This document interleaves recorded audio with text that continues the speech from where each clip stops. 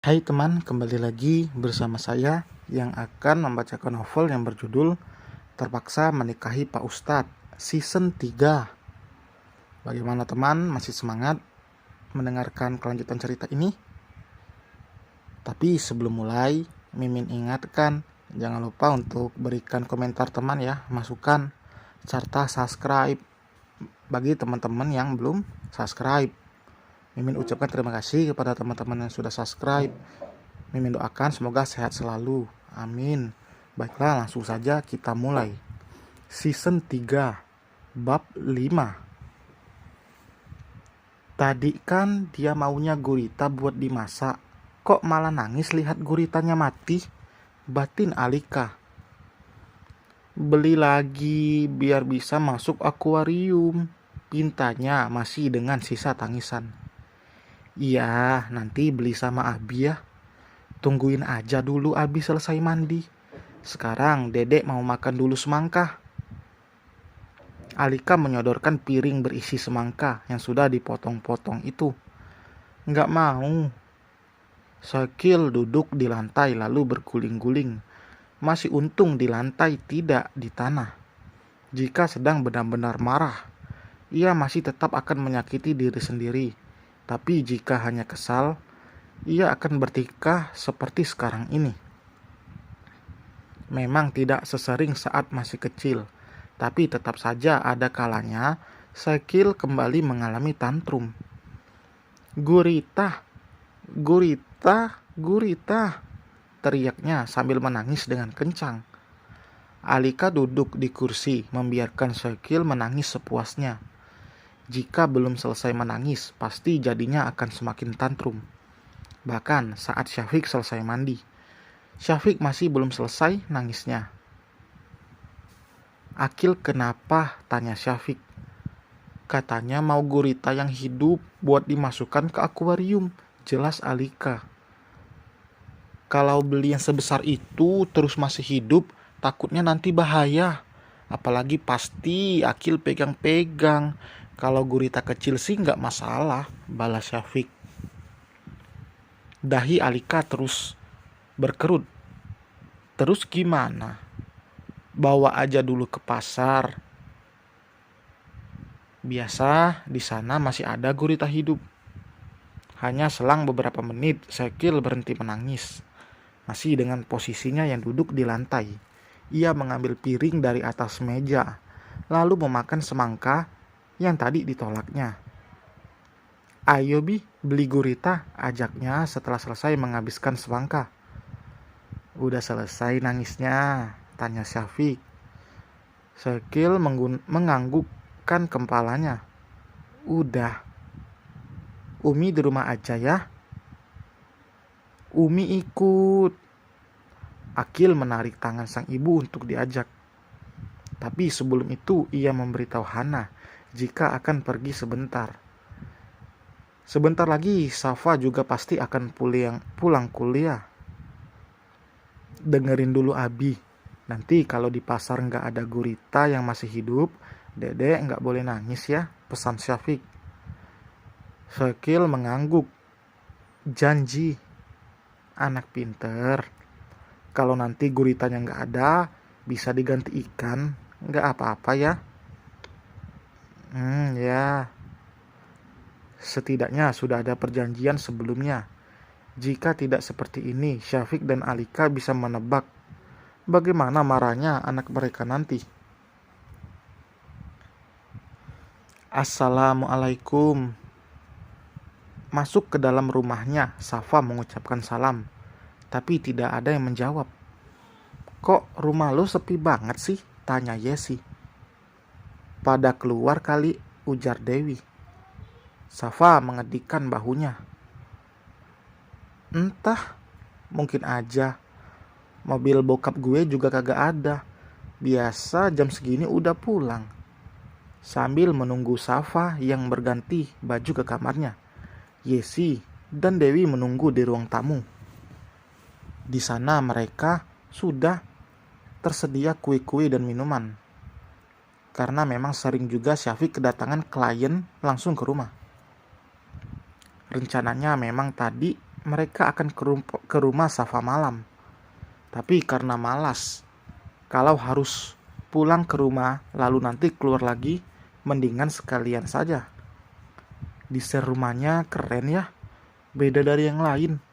Estetik tapi mewah, komentar Dewi sambil melihat interior rumah itu. Yesi mengangguk menyetujui. Simple lagi. Nanti gue juga pengen punya rumah kayak gini. Keren. Pada lapar nggak? Tanya Safa yang baru saja keluar dari kamarnya dengan baju yang lebih santai. Iya nih, tadi kan selesai kelas kita langsung ke sini, jawab Dewi. Kalau nggak ada makanan kita pesan aja ya, saran Safa, yang langsung dibalas anggukan oleh kedua gadis itu. Ketiganya berjalan ke dapur. Safa membuka lemari makanan, dan tidak ada apa-apa. Alika sepertinya tidak sempat memasak. Makanan jadi nggak ada, tapi kalau bahan mentah sih banyak, ujarnya lalu membuka kulkas yang penuh dengan bahan makanan. Daging, ayam, ikan, seafood, dan juga sayur mayur. Dan juga beberapa susu kotak. Ada minuman? Tanya Yesi. Enggak ada Amar di sini, sahutnya. Lo kira gue cewek apaan? Gue bukan peminum, sangkal Yesi. Maksudnya itu minuman soda, Fah, Dewi menjelaskan. Jangan harap ada minuman soda di rumah gue. Bokap gue itu pecinta hidup sehat. Mana boleh ada minuman kayak gitu di sini. Kita keluar aja deh sekalian cari makan sama minuman. Cemilan juga kagak ada di sini. Cuman buah sih yang ada, jelas Safa. Hanya berselang beberapa menit setelah Safa pergi, Hana terbangun. Awalnya ia ingin pergi ke pondok dan bertemu dengan teman-temannya yang ada di sana. Tapi ia tidur terlalu lama.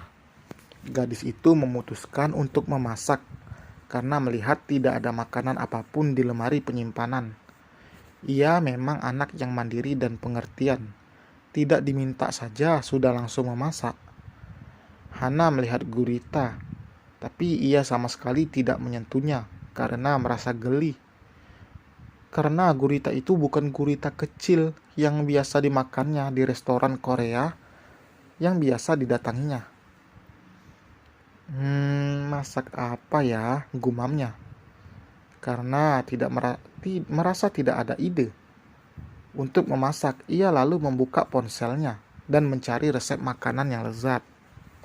Ia duduk di lantai sambil bersandar pada meja, lalu mengambil coklat dari dalam kulkas. Safa juga teman-temannya pulang lebih dulu dari minimarket. Lalu mobil Safik juga masuk ke dalam pekarangan rumah. Ketiganya keluar dari mobil, tapi Yesi dan Dewi malah terpaku saat melihat sosok Syafiq yang keluar dari mobilnya. Gila, ganteng banget, gumam Yesi. Abangnya Safa kali ya, sahut Dewi. Safa menyenggol keduanya lalu berjalan ke arah sang ayah dan mencium tangannya. Abi baru pulang dari kantor? Tanya Safa. Enggak, Abi tadi nganterin Akil ke rumah kakek. Ajak masuk teman-temannya, ujar Syafiq. Masih dengan kondisi yang melongo dan terpesona. Mereka berjalan di belakang Syafiq. Saat Syafiq naik ke lantai 2, mata mereka masih tidak lepas menatap sosok lelaki yang usianya sudah setengah abad itu. Ngedip lo berdua, tegur Safa. Fah, dia abang lo, tanya Dewi. Gimana caranya gue punya abang? Lah gue aja anak pertama kok, jelasnya. Terus siapa dong? Tanya Yesi penasaran. Bokap gue yang kalian kira botak, terus perutnya buncit itu, sahut Safa santai. Hana yang baru saja selesai masak keluar dari dapur. Ia kaget karena ada orang lain di rumahnya. Yesi dan Dewi juga sama kagetnya karena melihat wajah Safa dan Hana sangat mirip. Mereka bahkan tidak tahu Safa memiliki kembaran. Lah, muka kalian kok mirip? Dia adik gue. Hana. Hana?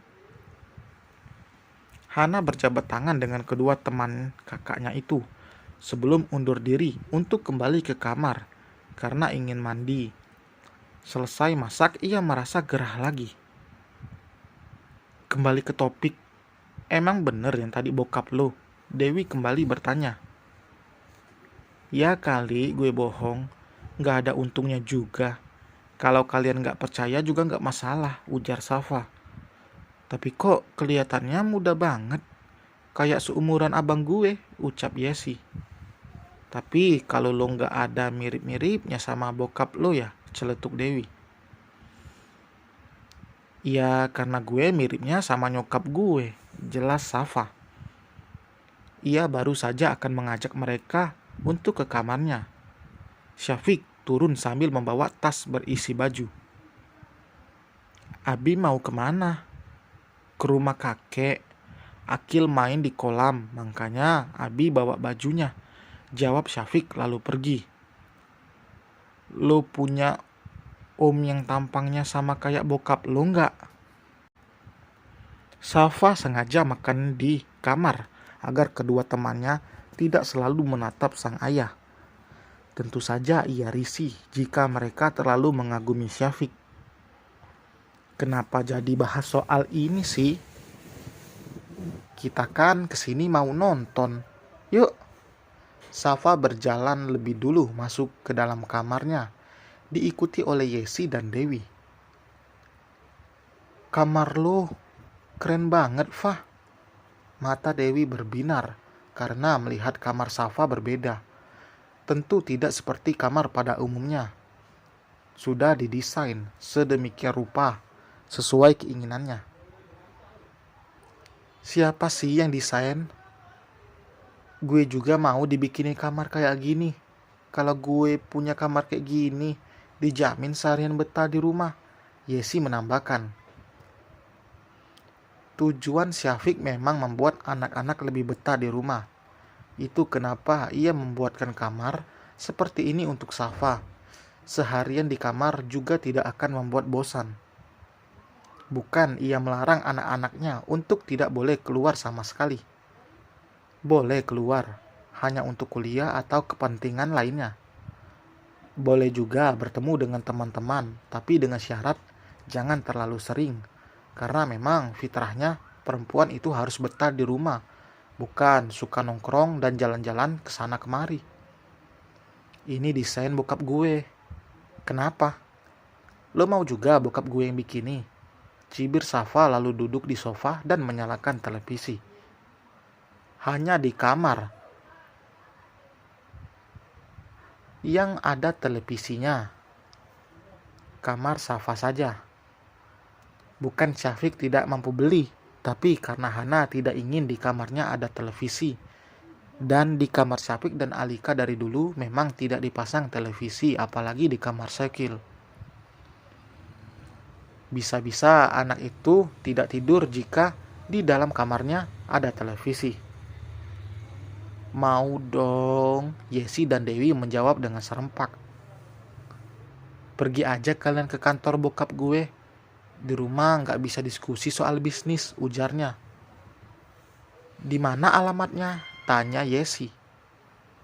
Kita kesini mau nonton. Kenapa jadi pembahasannya ngalor ngidul gini sih? Bahas itu nanti aja. Emang kalian kagak lapar apa? Ya lapar dong. Memang suatu kebanggaan memiliki ayah seperti Syafiq. Sosoknya yang tampan, agamis dan juga lembut. Syafiq bahkan tidak pernah meninggikan suara pada anak-anaknya. Saat anak-anak berbuat salah, ia akan bicara dengan lembut tapi tegas. Bukan dengan marah-marah bernada tinggi. Sesering apapun anaknya berbuat kesalahan, Syafiq tetap tenang. Tenang dalam artian menghadapi mereka. Berbeda dengan Alika yang kadang hilang kendali dan marah-marah. Tapi Syafiq juga menegur sang istri untuk tidak melakukan itu. Penting bagi orang tua untuk mendisiplinkan mereka. Disinilah dimulai dilema klasik yang terjadi pada setiap orang tua. Ada kalanya orang tua memilih untuk memarahi anak demi membuat mereka patuh, meski penting untuk memperbaiki perilaku buruk. Namun kita harus membedakan antara bersikap tegas dan bersikap galak. Perlu diingat bahwa memarahi, meneriaki, atau mungkin mengumpat anak buah, atau mungkin mengumpat anak bukanlah solusi yang tepat. Bahkan kalimat dari orang tua yang tak disangka akan menyakiti untuknya bisa berdampak buruk pada anak-anak. Alih-alih memahami maksud nasihat dari orang tuanya, anak malah bisa mengalami trauma psikis yang dapat mengganggu perkembangan mental dan kecerdasannya. Kita bisa main lagi kan nanti kesini? Tanya Yesi. Kalau niat kalian cuman mau liatin bokap gue aja jelas gak bisa. Tapi kalau soal ngerjain tugas masih boleh lah. Karena gue gak bakalan dibolehin keseringan di luar. Jelasnya. Lo gak bosen apa kalau jarang main keluar? Gak suntuk di rumah terus? Dewi penasaran karena ia sendiri merasa sangat suntuk jika seharian saja tidak keluar dari rumah. Kadang-kadang sih, tapi emang gue lebih nyaman di rumah. Paling gue pengen banget kalau ada yang ngajak liburan, terang Safa. Ya udah, lain kali kita liburan bareng aja ya. Swiss bagus loh. Tahun kemarin gue kesana dan rasanya pengen balik lagi ke sana, papar Yesi. Safa memutar bola matanya malas. Keluar kota aja gue gak dikasih izin, apalagi keluar negeri. Sekalian aja, ajak semua keluarga lo, saran Dewi. Iya, karena mau lihat bokap gue kan. Yesi dan Dewi tertawa. Lo tahu aja, gak bakalan berani lo, apalagi kalau ada nyokap gue. Nyokap lo galak? Enggak sih, cuman kalau lagi cerewet, kecepatan ngomongnya ngalahin kereta listrik di Jepang. Tapi nyokap gue itu baik, celetuk Safa. Pasti cantik juga ya? Yesi penasaran. Iyalah, lihat aja keturunannya. Safa mengarahkan telunjuknya ke wajahnya sendiri. Dari tadi mereka sibuk ngobrol sampai lupa soal makan. Safa tidak akan membiarkan teman-temannya pulang terlalu malam. Sebelum azan Isya, ia akan pastikan mereka sudah pulang. Karena ayahnya pasti tidak akan suka jika Yesi dan Dewi masih ada di rumah. Bukan apa-apa, hanya karena sudah malam saja. Jika datangnya pagi, mau sampai sore pun Syafiq tidak melarang. Tapi ini malam, tentu berbeda. Apalagi mereka datang bukan untuk belajar atau mengerjakan tugas, melainkan untuk main-main saja. Syafiq dan Alika hanya duduk di kursi pinggiran kolam sambil melihat Syakil yang begitu bahagia berusaha menangkap ikan. Tadi saat mereka ke pasar, kebetulan memang tidak ada gurita hidup di sana. Beruntung, karena Syakil tidak mengamuk di sana. Untuk mengalihkan perhatiannya, langsung Syafiq membawa anak bungsunya itu ke sini. Lagi pula, jikapun ada gurita yang masih hidup, Syafiq ragu untuk membawanya pulang dan dimasukkan ke dalam akuarium. Tidak masalah jika hanya gurita kecil, tapi ini gurita yang ukurannya besar. Oh ya, tadi di rumah ada teman-temannya Safa, ujar Syafiq. Alika langsung menoleh. Mau pada ngerjain tugas? Syafiq mengangkat bahunya. Gak tahu. Mas gak sempet nanya, soalnya tadi buru-buru. Kirain Akil udah mau mandi. Ternyata masih betah. Mas gak bangunin Hana? Dia udah bangun, tapi katanya gak jadi ke pondok, jelas Syafiq. Alika mengangguk mengerti, dan kini beralih pada Syakil dan akan mengajak anak itu untuk beranjak dari air karena sudah terlalu lama di sana. Dek, udahan yuk, besok lagi mainnya, pujuk Alika. Enggak mau, jawabnya sambil tertawa karena masih berusaha untuk menatap ikan dengan tangan kosong. Ayo dek, sebentar lagi maghrib, kita pergi ke masjid. Syafiq ikut membujuk. Besok kesini lagi ya, tanyanya. Iya, besok kesini lagi. Ayo naik, tuh lihat tangannya adek udah keriput. Dingin lagi. Alika memegang tangan anaknya itu. Karena kolamnya tidak dalam, Syakil bisa naik sendiri.